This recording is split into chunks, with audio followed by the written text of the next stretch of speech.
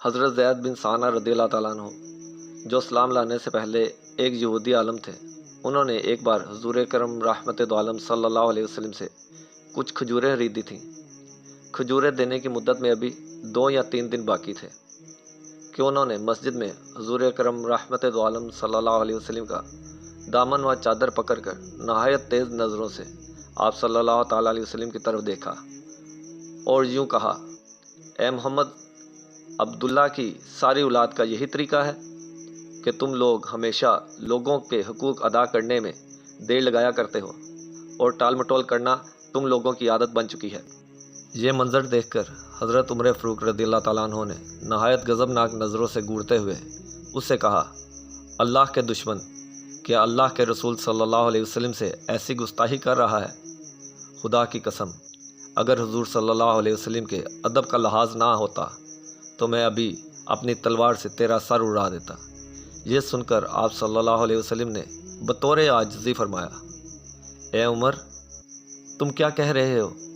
تمہیں تو یہ چاہیے تھا کہ مجھے ادائے حق کی ترغیب دے کر اور اس کو نرمی کے ساتھ تقاضا کرنے کی ہدایت کر کے ہم دونوں کی مدد کرتے۔ پھر آپ صلی اللہ علیہ وسلم نے حکم دیا کہ اے عمر، اس کو اس کے حق کے برابر کھجوریں دے دو اور کچھ زیادہ بھی دے دو۔ حضرت عمر رضی اللہ تعالیٰ عنہ نے جب حق کے برابر زیادہ کھجوریں دیں تو زید رضی اللہ تعالیٰ عنہ نے کہا، عمر، میرے حق سے زیادہ کیوں دے رہے ہو؟ آپ رضی اللہ تعالیٰ عنہ نے فرمایا، چونکہ میں نے ٹیڑھی نظروں سے دیکھ کر تمہیں خوفزدہ کیا تھا، اس لیے حضور کرم رحمت دو عالم صلی اللہ علیہ وسلم نے تمہاری دلجوئی کے لیے تمہارے حق سے کچھ زیادہ دینے کا مجھے حکم دیا ہے۔ یہ سن کر زید رضی اللہ تعالیٰ عنہ نے کہا، اے عمر، کیا تم مجھے پہچانتے ہو؟ میں کون ہوں؟ آپ رضی اللہ تعالیٰ عنہ نے فرمایا، نہیں۔ زید رضی اللہ تعالیٰ عنہ نے کہا، میں یہودیوں کا عالم زید بن ثانہ ہوں۔ حضرت عمر رضی اللہ تعالیٰ عنہ نے فرمایا، پھر تم رسول کرم رحمت دو عالم صلی اللہ علیہ وسلم کے ساتھ ایسی گستاخی کیوں کی؟ زید رضی اللہ تعالیٰ عنہ نے جواب دیا، اے عمر، دراصل بات یہ ہے کہ میں نے آپ صلی اللہ علیہ وسلم میں موجود نبوت کی تمام نشانیاں پہچان لی تھیں، مگر 2 نشانیوں کے بارے میں مجھے ان کا امتحان کرنا باقی رہ گیا تھا۔